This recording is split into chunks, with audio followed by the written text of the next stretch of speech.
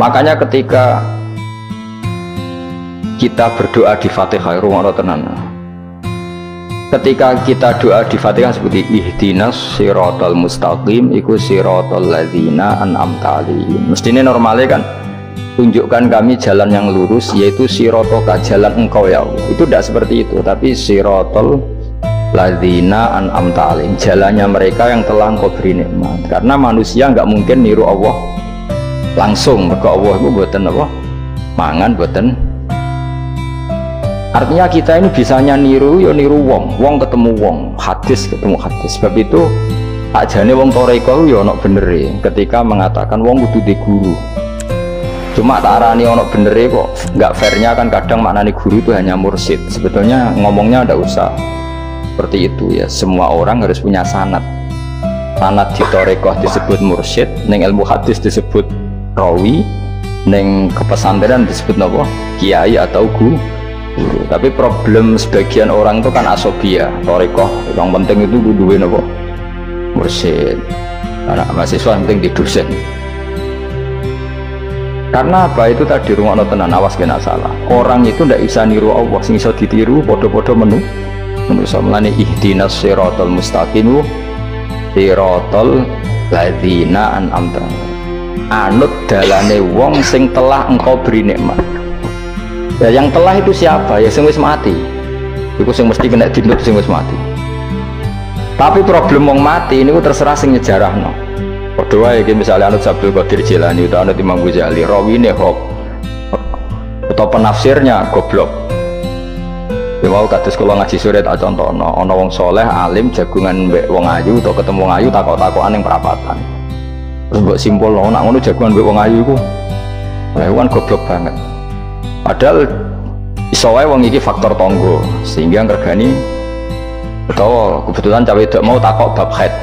Belum ora gelem kan kudu dijawab. Dan kesunatannya jawab pancen ning perapatan, nek omah rapati sunat. Tak jamin secara fikih. Semakin di depan umum semakin baik karena ketemu perempuan yang tidak mahram, baik di depan umum maupun baik dhewean. Baik di depan umum. Tapi kadang-kadang wong sing iso ngaji malah ngono kok ngarepe wong akeh tok dhewean, malah bahaya tuh bocah kok. Wong ora tau ngaji kok repot. Makanya kiai-kiai itu nak nyemak mbak-mbak itu rata-rata malah di depan umum. Memang bagus di depan umum kalau ketemu orang yang tidak mahram. Mergo pikirane wong ora macam-macam. Pantangannya seperti Dewi Nabi la yakhluwanna rajulun bimra'atin, tidak boleh orang persepeng. Ya jadi kena ditonggo ayu, nak jagungan di depan umum. Bener macam-macam. Nak kono gelem lho. Mestine ora gelem jagungan wae elek. Tapi kadang orang berpikir, ojo ngarepe wong akeh mari ditiru. Asal di depan orang banyak itu harame rapatin nemen koyo dewi. Tapi kan tetap nak disimpulno itu boleh repot. Balen malih ya dados dalane Allah iku kudu niru wong, ora oleh langsung niru Allah. Mergo Allah iku mukhalafatul lawati, niru wong. Mulane waskur Ismaila wal Yasa. Kanjeng Nabi sing kekasih Allah kon niru Nabi Ismail, Nabi Yasa, Nabi Nabodal. Maksudnya niru wong. Kali Ismail di prestasi mengorbankan dirinya untuk abahnya. Iku ngewangi bangun Ka'bah dan siap disembelih. Nabi Yasa di prestasi seperti ini, Nabi Dzulkifli punya prestasi seperti ini. Iku dawuh pangeran kena eling aku, iku eling hamba-hambaku sing soleh. Mergo eling Allah langsung itu udah bisa karena ada problem apa? Allah itu mukhalafatul lil hawadis. Saiki wong udah ora iso ngaji, muni langsung anut Kanjeng Nabi. Ya, anut Kanjeng Nabi itu artinya apa? Pastikan riwayatnya benar dulu. Nabinya pasti benar, tapi riwayat yang sampai ke kita. Pertanyaannya bukan kita anti anut Nabi, memastikan riwayat itu benar atau tidak. Setelah riwayat itu benar, maknanya benar enggak? Bisa saja maknanya salah. Kayak kelompok-kelompok yang mudah mengkafirkan orang itu maknanya hadis salah. Memang Nabi ngendikan laisa minna, ya tidak termasuk golonganku wong sing tau bodoni. Tapi maksudnya Nabi dalam konteks itu tidak termasuk golonganku, bukan berarti dia sama sekali tidak termasuk umatnya Kanjeng Nabi. Karena dalam banyak hadis Nabi ngendikan syafaati li ahlil kabair min ummati, umatku yang tahu dosa lah berhak mendapat syafaat. Andai kan orang yang pernah bodoni langsung nggak umatnya Nabi, berarti menjadi kafir. kafir. Nanti dari hadis laisa minna, ora termasuk golonganku wong sing nate bodoni man ghasyana. Banyak kalau nuruti itu banyak, tidak termasuk golonganku sing bodoni, termasuk golonganku yang itu kan banyak yang dicap Nabi enggak. Riwayatnya benar tapi pemaknanya salah. Makanya ada pepatah masyhur itu kalau dalam tradisi ulama itu, laula murabbi lama arafna rabbi walau lal ulama lama arafnal am. Iya, laula murabbi umpama ora ono sing didik aku, lama arafna rabbi, kita ndak akan ngerti Tuhan Yesus. Ya, jadi misalnya kue urip ning alas, gak ono guru, gak ono porom yo. Wit iki pahit, wit iki manis. Nah, banyu iku nyegerno kan ngono-ngono tok. Kowe roh pangeran kok ndi saja. Masa belajar filsafat sendiri. Paling rom kidang mbok bedak, roh celeng mbok bedak. Jenenge ra ono siapa-siapa. Mulane laula murabbi lama arafna rabbi. Jadi kita tahu Allah barokah para murabbi, wong sing didik. Jika hubungan kita dengan Allah itu ya nurut sing didik. Ya jenenge laula murabbi lama arafna rabbi. Terus nomor loro walau lal ulama lama arafnal anbiya. Andai kan tidak ada ulama, kita juga gak ngerti Nabi. Kowe kok sithik-sithik sunah Rasul hadis sing nerangno sop. Kalau kowe ngerti Nabi ku nak sujud iku ngene, kowe jare sapa? Iku sangka sallu kama raaitumuni usolli. Sahabat nyekseni sujude Nabi, tabiin nyekseni sujude sahabat, tabiin nyekseni sujude para tabiin, terus sampai kula ngerti sujude Mbah Mun niru Mbah Zubair, niru Mbah Karim Nirboyo, terus niru sampai Mbah Hasyim niru Mbah Mahfud niru sing arange Anatut Talibin Nabi Bakar Sato, beliau niru Utsman Ad-Dimyati, terus niru Sayyid Zaini Dahlan ya, terus saya Utsman Ad-Dimyati, terus sampai kanjeng Nabi Muhammad sallallahu alaihi wasallam. Mulane walau lal isnad laqala man sa'a ma seandainya tanpa sanad maka orang akan ngomong sekena. Karena itu agama. Sehingga Allah orang ngendikan ihdinas siratal mustaqim siratoka, tapi ngendikane siratal ladzina. Kita harus ngikuti orang. Orang itu siapa yang bisa diikuti? An'amta alaihim, yang telah engkau beri nikmat. Maksudnya wong udah orang ngerti ngaji ini, soalnya anut Nabi. Karena kalau anut Nabi secara 100%, misalnya kita niru nyun sewu, misalnya kita niru hal tertentu, terus gue nak serampangan, saya sampai nak bedai. Gue saya misalnya kita niru Nabi sholat qobliyah, terus qobliyah niru Nabi, cingkrangnya wis anut Nabi. Terus misalnya, terus dia wis niru Nabi. Nanti kalau agama itu tidak ada riwayat, Nabi uripin di Mekah Medina, kenapa kamu tidak urip di Mekah Medina? Misalnya pertanyaannya seperti itu. Maka yang ini terus panjang. Nah, memperdebatkan seperti ini itu tidak ada dulu ulama. Mulai dulu nggak ada memperdebatkan seperti ini. Karena ulama lah yang tahu cara pandang usul fikih ini. Nabi ketika nempat di Medina itu jenenge waqi'atu ainin, satu fakta. Sementara Nabi nak nasrul Islam itu misi. Ulang lagi ya, Nabi nempat di Medina namanya waqi'atu ainin, satu fakta. Tapi Nabi nasrul Islam, menyebarkan Islam itu satu misi, satu himmah, satu cita-cita. Sehingga kalau ulama ditanya, kamu hidup di Medina tapi nggak bisa menyebarkan Islam, dengan hidup di Uni Soviet dan menyebarkan Islam, milih mana? Jika Sayyidina Ali karramallahu wajhah itu milih pindah ke Najaf, ke Irak, karena beliau menganggap Medina sudah cukup aman Islamnya, aman peradabannya. Beliau ingin menyebarkan Islam di mana? Kufah, yaitu tenggene Najaf. Nah, tapi nggak bisa kamu katakan Sayyidina Ali gak niru Nabi. Nabi urip di Medina kok dia pindah di Irak. Tapi karena pertanyaannya bisa dibalik, nak tetap neng Medina, corong Jawa nguyai segoro tahsilul hasil, karena mendakwai sesuatu yang sudah jalan. Tapi kalau ke Irak menyebarkan agama. Waktu galing ini, nak gue neng Papua, aku nggak masjid sebagai pendiri. Tapi nak gue neng kota, ngurmat masjid itu untuk opah, milih di. Cara gue golek ridane pangeran. Nah, misalnya. Jadi ulama usul fikih yang tahu duduk perkaranya itu. Ya sudah, kita harus mengikuti ulama karena dia yang tahu, beliau-beliau ini yang tahu cara pandang. Mulane laulal ulama lama arafnal.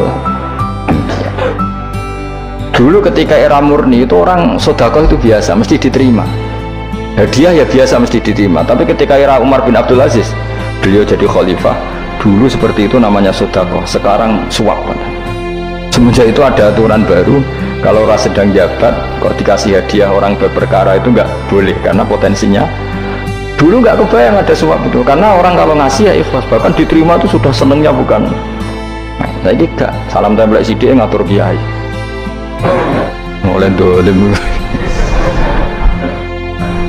terus jalukannya orang aneh-aneh, orang sekedar undang pengajian jaluk swarga. Amit-amit tenan, justru itu mari ras swarga salam tempel ngono kok jalukannya apa? Jadi saya ulang lagi ya, eling-eling makalah ulama, laula murabbi lama arafna rabbi, walau ulama lama arafnal anbiya. Karena kita butuh sanad. Kalau kamu tanpa sanad, maka bayangkan Islam itu sesuai yang kamu bayangkan tadi. Jadi misalnya bayangkan Nabi itu figur yang begini-begini, padahal kadang Nabi itu figur yang secara ilmu soleh itu malah kadang nggak iso nalar.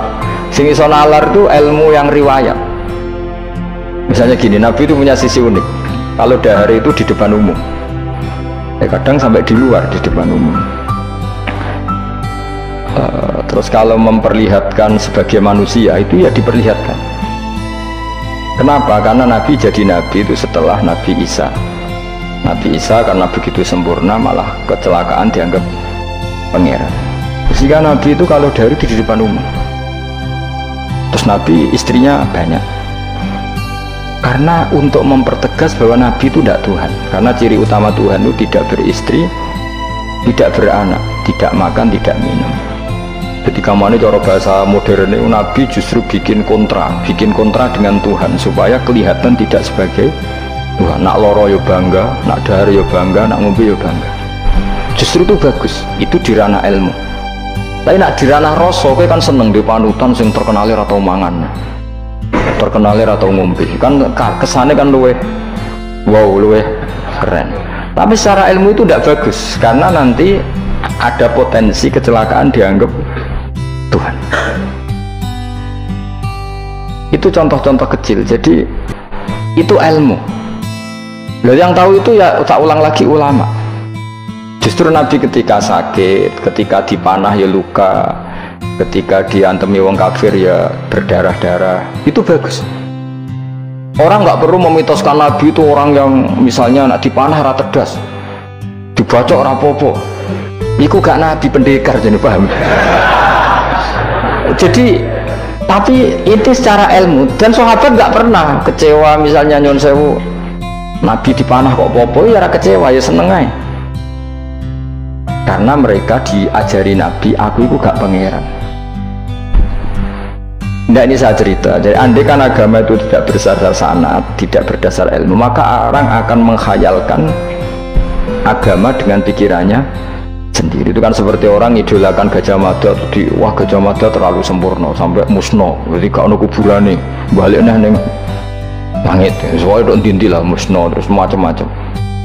Nah bayangkan kalau agama disepertikan itu, betapa bahayanya. Makanya agama itu butuh apa? Sanad. Karena sanad ini yang menjaga konstitusi apa? Agama. Makanya eling-elingin apa? Laulal ulama lama arafnal anbiya, walau la murabbi lama arafna rabbi. Kita tidak pernah tahu Tuhan kecuali. Nah maka guru ini posisinya kuat sekali. Saking kuatnya posisi guru, ya guru yang seperti ini. Sampai ada pepatah tadi, man ta'allama bila sayhin fasehu setan. Orang belajar tanpa guru berarti gurunya itu setan. Karena ekstrimnya tadi, ekstrimnya guru, ekstrim orang tanpa guru itu.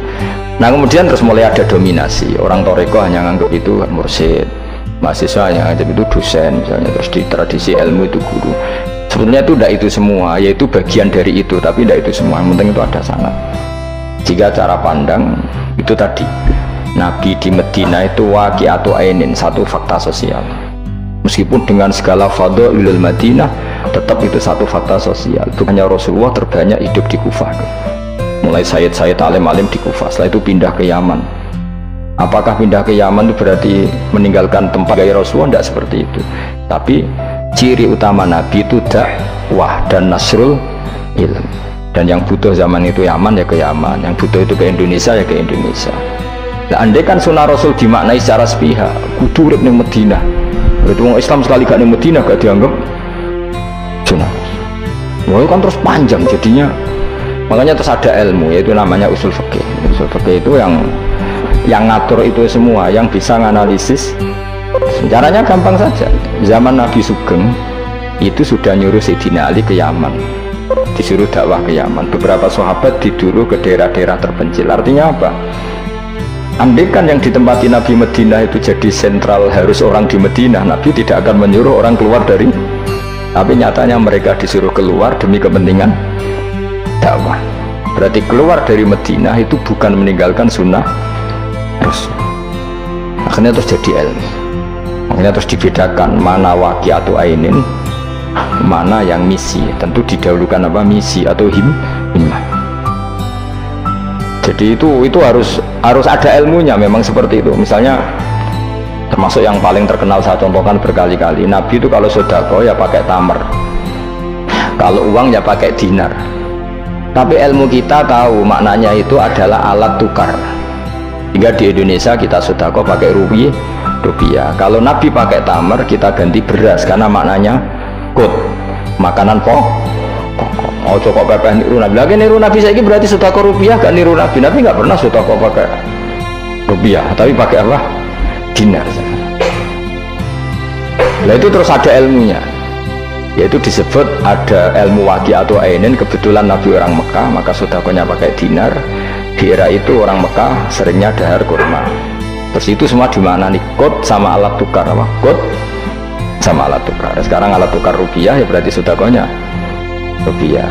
Kalau zakatnya dulu makanan pokok di Mekah, ya kita zakat pakai makanan pokok di Indonesia, maknanya beras. Itu ya ulama lagi yang tahu, itu ulama. Lan eling-eling ihdinas siratal mustaqim, siratal ladzina, jalannya mereka yang telah engkau beri nikmat. Karena kalau langsung ana tawa pengaruh Kanjeng Nabi misalnya, terus sanatnya gimana coba? Misalnya sholat madhep Ka'bah, itu ya sudah kita anut Nabi, sholat itu madhep Ka'bah. Tapi zaman Nabi teng Medina itu luas masjid Medina itu sudah lebih dari luasnya Ka'bah. Ngeling-eling.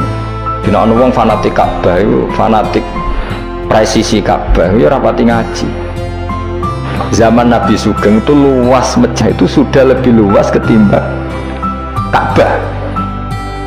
Ka'bah itu hanya 18 kali 16 meter. Saya ruang 16 sampai 18 meter diameternya itu. Berarti kalau ingin kenceng Ka'bah, semua masjid harus luas maksimal itu 18 meter. Karena kalau masjid itu 50 meter, berarti ujung yang sana sama sana itu sudah tidak center Ka'bah. Kalau ingin center harus bentuk U. Iya kan? Kalau Ka'bah itu 18 meter, kalau ingin kenceng Ka'bah berarti masjid semua harus berapa luasnya? 18 meter. Nanti kalau 50 meter yang ujung sana sama ujung sana, bodoh utopia, bodoh. Tapi zaman Nabi Sugeng itu masjid di Medina itu sudah lebih luas ketimbang diameter. Itu menunjukkan bahwa madhep Ka'bah itu tidak harus persis Ka'bah untuk jarak yang jauh, cukup jihad itu namanya arah. Ya terus seperti itu. Lagi-lagi lalu lama arafnal ambiya. Kemudian nasah mansuh. Kalau sampean belajar textbook, Nabi Ibrahim bujune akeh, Nabi Dawud bujune akeh, Nabi Sulaiman apa meneh, kowe langsung anut. Ya tidak bisa. Ulama yang tahu ini syariat yang sudah mansukhoh, sudah dihapus ketentuannya. Ya begitu terus-terusnya. Ngilangin najis ya begitu, terus ngelola anak ya begitu, semuanya. Terus ulama ngarang fikih detail itu, disebut kitab fikih itu, ada Fathul Qorib, ada Fathul Mu'in. Jadi kamu tidak bisa berdiri sendiri memahami agama. Makanya laulal isnad laqala man sa'a masa, andaikan tidak ada sanad maka orang akan semau gue, karena dia punya pikiran, kebetulan dia kiai, dianggap itu pikirannya Islam. Dia punya pikiran, kemudian dia mubalek pas acara Islam, dikira itu pikiran, padahal pikirannya Juga ada orang ngomong, "Kiai sekarang harus kaya, kalau nggak kaya nggak dihormati." Mana ada target Islam ingin dihormati? Itu satu kesalahan. Bilang harus kaya, mana ada di antara hukum fikih itu kaya itu harus. Mengharuskan sesuatu yang tidak wajib itu dosa besar. Ijabu malam yajib. Itu sudah salahnya kebanyakan. Terus target supaya dihormati, mana ada target Islam orang yang ingin diridani Allah, ingin dihormati uang itu. Lucu menang kan, itu mesti pikirannya sendiri, tidak mungkin itu pikiran Islam. Ya tidak hilang ya, laulal isnad laqala man sa'a masa. Andai kan tidak ada sanad, maka orang mau ngomong apa saja ngomong. Terus dibutuhkan sanad. Termasuk yang ekstrim itu juga butuh sanad. Misalnya ini contoh paling gampang ya. Ada dua orang saling bunuh, sama-sama mukmin, sama-sama bawa pedang tarung, terus yang satu terbunuh. Zaman Nabi Sugeng itu ngendikan al-qatil wal maqtul finnar, yang bunuh dan yang dibunuh di neraka. Buktinya zaman sahabat itu iskal itu janggal. Hadza al-qatil ya Rasulullah, fama balul maqtul. Oke, kalau yang terbunuh, yang membunuh masuk neraka saya sepakat ya Rasul. Tapi kalau yang dibunuh dosanya apa? Jawab Nabi, innahu kana harison ala qatli sahibi. Yang terbunuh sebetulnya mentalnya pembunuh, cuma nasibnya. Maka yang diukur Islam itu himmah, bukan nasib. Dia terbunuh itu fakta, tapi mentalnya pembunuh, sehingga dia harus masuk neraka karena mentalnya pembunuh, nasibnya terbunuh, tapi mentalnya pembunuh, sehingga al-qatil wal maqtul finnar. Nah itu seperti itu, kalau nggak kita pakai riwayat nggak bisa, kita masih pakai logika yang qatil di neraka, yang maqtul di surga. Maka jangan-jangan kita di Indonesia bisa saja kita ini Islamnya luar biasa, karena justru di Indonesia itu kita dakwah. Makanya di guyonan kiai terkenal itu, ini kisah nyata tapi jadi guyonan, tapi nyata. Ada orang dari beberapa negeri, ya gak apa-apa, Imam Akbarnya saja gak dapat apa. Wah, mereka cerita, wah kalau di kita digaji gini, karena negara sudah peduli sama imam masjid, sama imam musola gini. Nah, setelah dia bangga sama kiai Indonesia digaji, makanya kamu sholat terus ya, takut potong gaji. Itu kagetnya bukan main, yang ulama-ulama internasional. Karena kalau satu bulan itu gajinya pas itu cerita 70 juta yang kelas Timur Tengah ini. Bisa kamu bayangkan berarti per sholat berapa ya? Kan satu sholat tuh 5 ya, 5 kali 30 berapa? 150. Berarti per sholat nilainya sekitar 1 juta ya, 500.000 ya. Berarti kalau nggak sholat 2 kali potong 1 juta. Oh, kagetnya bukan main ketika digojlok ulama Indonesia. Makanya kamu sholat terus ya, takut potong. Sakurnya Indonesia khair, Indonesia bagus kan ya, mergo rausawa apa? Rasa gaji. Meskipun ya mutang-mutang bolak-balik. Nah ini cerita, yaitu guyonan, tapi itu masuk akal. Jadi kita ini jangan, kadang-kadang kita ini merindukan Indonesia kayak negara-negara di sana yang imam masjid diapresiasi oleh negara, muadzin diapresiasi, itu oke. Mungkin pada sisi negaranya bagus karena ngurus orang-orang soleh. Di sisi orang solehnya yang masalah karena mengganggu ikhlas. Jadi kayak wong kiai disuani wong ayu kan. Wong ayu ini dulu kiai jari ibadah, kiai ini sing masalah namun dulu terus. Jadi jari dulu wong alim kan ibadah, sing masalah sing wah repot tuh. Ya kayak tadi, negara berbuat baik sama kiai, misalnya kiai digaji gini, negaranya baik karena ngurmat kiai, tapi kiai tergantung gaji ini yang mulai masalah. Itu yang tahu ulama, lagi-lagi ulama. Makanya saya itu sama ulama itu hormatnya Masya Allah. Saya itu dulu Mbah Mun itu tidak pati suka sama apa-apa di manajemen. Termasuk saya dulu pernah tanya, kenapa beliau kurang suka misalnya yatim piatu dititipkan di satu manajemen. Jawabnya Mbah Mun itu lucu. Aku kepengen wong manut hukumnya pangeran, misalnya yatim ya kewajibannya yang keluarga. Ini wak ngelatih wong lali kewajibannya, ya wak ngelatih orang lali kewajiban. Jadi misalnya saya punya kakak meninggal, anaknya misalnya yatim, atau punya adik meninggal, anaknya yatim. Agama ini kan punya aturan, kewajiban pertama pada ibunya, pada pamannya, pada keluarga dekatnya. Tapi lalu era modern itu tentu yang bikin yayasan yatim piatu itu bagus karena niatnya menampung yatim piatu. Oke, itu bagus, niat yang bagus. Problemnya di keluarga yatim tadi, dari terbiasa merasa itu punya kewajiban hormat ponaan, gara-gara ada yayasan dititipkan. Berarti corong Jawa kulino tinggal gelanggang. Tapi tetap hukumnya Allah yang wajib siapa? Pak D, Pak Lenya.